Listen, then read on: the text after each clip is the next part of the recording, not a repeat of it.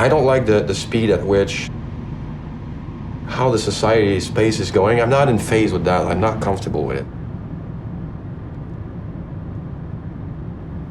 So I guess my first reaction to all that is to stay away, because I like to take the time to think. I think I live here because I need to protect that. Because it's sacred, probably.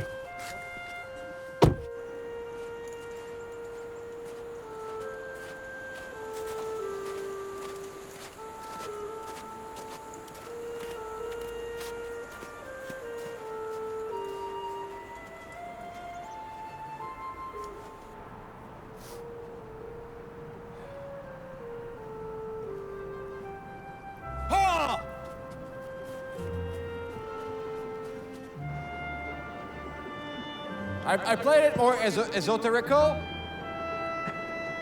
I'll make it more like a hunt.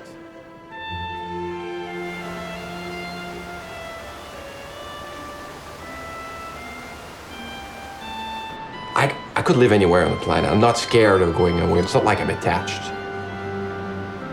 Not so much about nostalgia, but it's more about never forgetting about why I do it.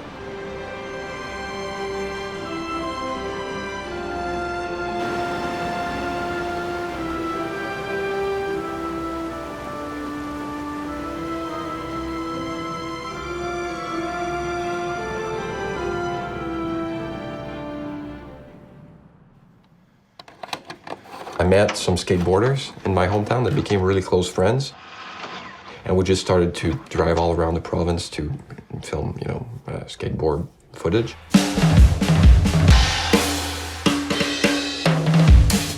I discovered that I was more interested in the friendship we were developing than the actual skateboard tricks. Because I was not really a skateboarder. And we did the film. It was an hour long. We did the premiere in a bar, and hundreds of people showed up in my little hometown in Shawinigan. We projected the film, and everybody got emotional about it. Everybody came to me and like, oh my God, it was so great, but nobody was talking about the skateboarding.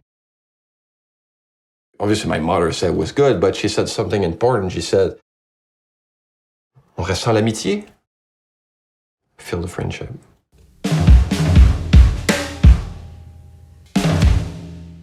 That night, I had some friends who were in a band that were there, and it also took me to making my first music video.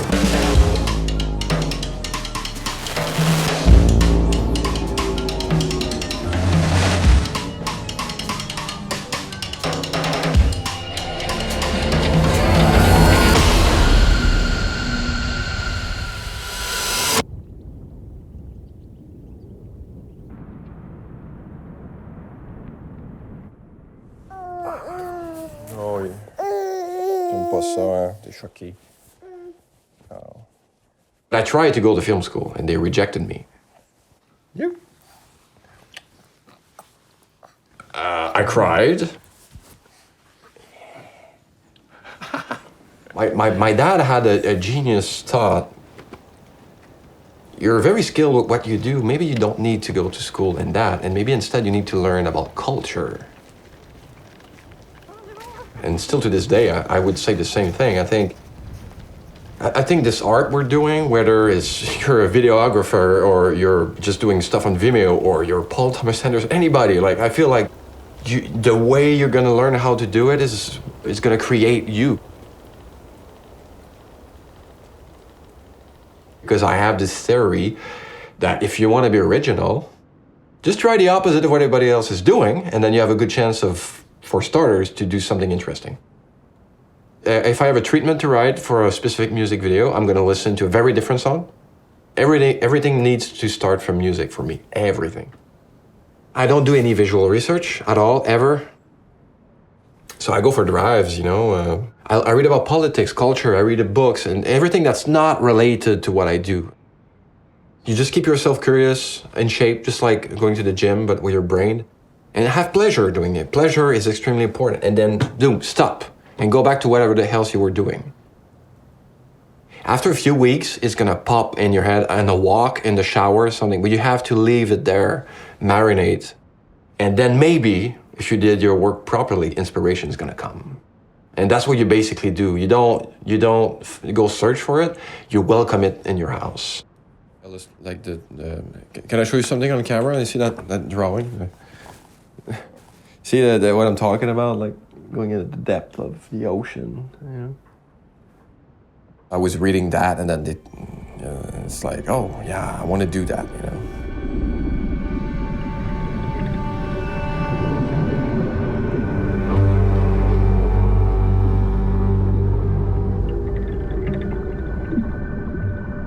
But when you think about it, there's so many good reasons. It's healthy, because first of all, you're doubting what everybody else is thinking.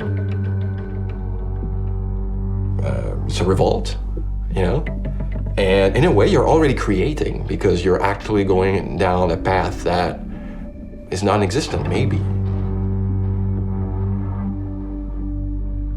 For many years, like, I had managers and people telling me, like, yeah, dude, you're like ready, do it, like, do a feature now. Like, you know, like 10 years ago, people were saying, you're ready. I was like, I don't feel ready at all. It's such a secret medium for me. I have so much respect for cinema. I don't want to be the guy who fucks it up.